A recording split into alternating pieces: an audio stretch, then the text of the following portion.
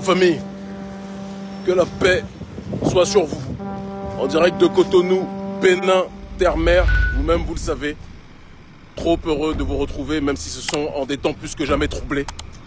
Je ne veux pas être long, mais la situation est tellement gravissime qu'elle nécessite de nous tous, plus que jamais, la synthèse, la concision et plus que tout, la détermination. Comme vous le savez, le brave peuple, l'héroïque peuple du Niger a décidé de prendre ses responsabilités, a décidé plus que jamais d'agir en conformité avec les principes de dignité, a décidé plus que jamais de mettre fin au régime corrompu, au régime soumis à la France-Afrique, au régime soumis à l'impérialisme, au régime soumis à l'oligarchie occidentale qui était le régime de Mohamed Bazoum.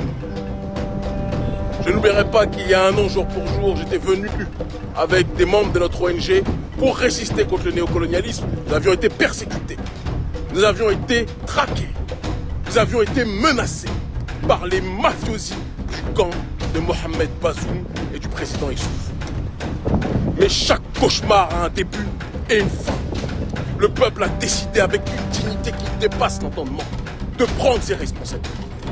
Le peuple a décidé de se lever et de dire que le Niger appartient aux Nigériens, que l'Afrique appartient aux Africains et que les ressources d'uranium qui bénéficient à la France depuis si longtemps et à l'Union européenne doivent bénéficier en priorité aux Africains.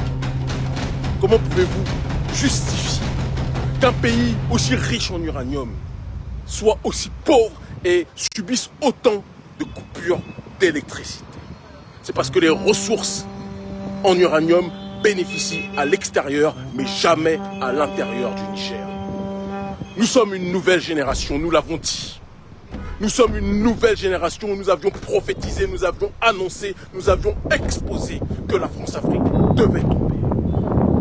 Je peux vous dire de source sûre, je ne veux pas mettre en danger les interlocuteurs avec lesquels nous avons échangé, mais que la transition va dans le sens du panafricanisme, que la transition va dans le sens de l'autodétermination. J'étais à Saint-Pétersbourg, j'attendais d'avoir des confirmations avant de me prononcer. Je peux vous le dire avec une fermeté des plus grandes, la transition étant la voie panafricaniste et il faut les soutenir.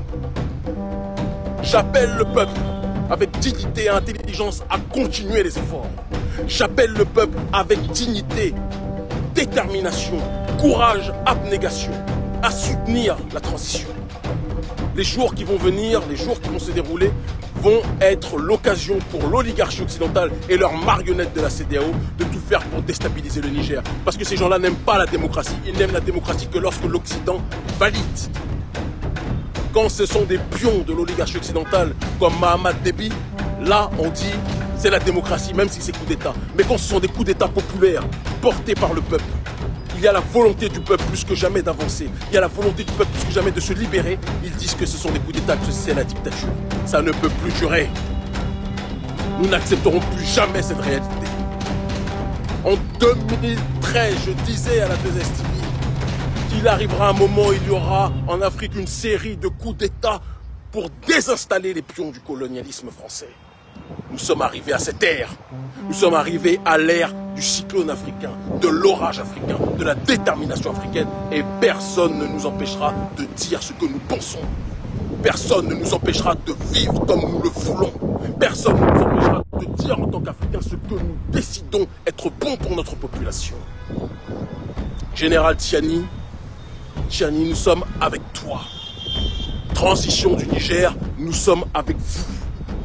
Peuple brave du Niger, les mêmes qui, lorsque j'étais dans les rues, me disaient toujours qu'Émile, nous allons réussir, nous sommes avec vous, nous allons libérer le pays, nous sommes avec vous, nous vous aimons en crever, vous êtes notre fierté, mobilisez-vous continuellement, ne laissez pas retomber la machine de la détermination, parce qu'ils vont profiter d'une once d'hésitation pour essayer de vous brimer, pour essayer de faire sauter ceux qui ont décidé de faire tomber le régime de marionnettes caractérisé par Mohamed Bazoum et ses parents. Armée française, un conseil, ne faites pas d'erreur. Armée française, un conseil, restez loin de toute tentative de déstabilisation, sinon vous allez le payer dans toute l'Afrique francophone. Je suis le premier à le dire, nous ne croyons pas à la violence. La violence, c'est votre ontologie, ce n'est pas la nôtre. Nous sommes dans la philosophie de la quilombanité, de l'aloto, l'entraide entre êtres humains. Mais nous pensons que si quelqu'un est injuste avec nous, il est de notre devoir de se défendre. Détermination, élévation, consolidation de nos acquis. L'Afrique francophone veut aller vers une nouvelle voie, la voie de la multipolarité, la voie de l'autodétermination, non pas la voie pour être les caniches d'un autre pays, la Russie ou la Chine. Non, non, ceux qui vous disent ça sont des gens qui, comme un ex qui ne supporte pas que sa femme décide de demander le divorce, il dit, si tu me quittes, c'est dire que tu es une prostituée, tu vas aller te prostituer ailleurs. Non, non, non, non, non. Nous voulons une Afrique souveraine. Mais qui dit souveraineté dit la possibilité pour l'entité souveraine de décider avec qui elle veut s'allier. Est-ce que vous comprenez? Nous vous avions dit, Bazoum, il y a un an, que vous alliez être bousculé. Nous vous avions dit, il y a un an, que nous allions tout faire pour que la France-Afrique puisse tomber. Nous sommes arrivés à ce point. Et je vous le dis, après le Mali, après le Burkina, après la RCA, le Niger aujourd'hui, demain les autres pays. Nous sommes une nouvelle génération. Une génération qui ne craint pas les coups, une génération qui ne craint pas les menaces, une génération qui ne craint pas l'oppression quelle qu'elle soit. Nous allons vous combattre par tous les moyens à notre disposition, dans l'intelligence. Je dis aux nôtres, frères et sœurs, soyez intelligents, pas de violence. Pas de violence sur des individus parce que c'est ce qu'ils attendent. Pas de violence. Notre problème, ce ne sont pas les hommes, c'est un système. Pas de violence. Par contre, si quelqu'un est en mode barbarie vis-à-vis de vous, vous aurez le devoir, évidemment, aussi, de répliquer. L'Afrique libre ou la mort, nous vaincrons. Ils se moquaient de nous il y a 10 ans. Ils nous prenaient pour des fous il y a 20 ans.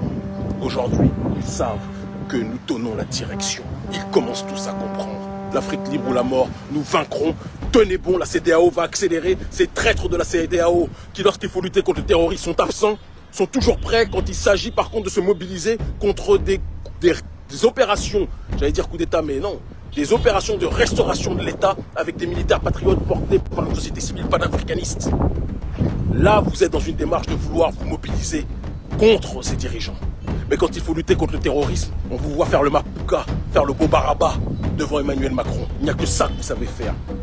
Vous êtes des bons à rien. Et vous allez tous tomber si vous continuez à vous soumettre à l'Occident. Nous n'appelons pas à la violence, mais nous appelons à l'intelligence. Ils finiront par comprendre. L'Afrique libre